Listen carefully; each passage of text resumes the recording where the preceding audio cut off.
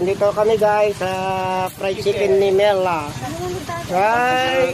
Ayan, nagluluto ng fried chicken. Ito si Digno Paris ang nagluluto sa Parisan.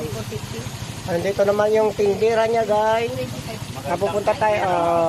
Punta tayo dito para makita tayo sa loob ng paninda ni Madam Mila fried chicken.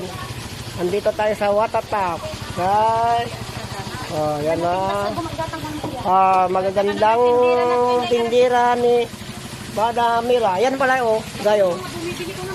Bumibili guys. Ano? Ito naman ang ibang detalye ng mga iba. Yan guys. Digno Paris.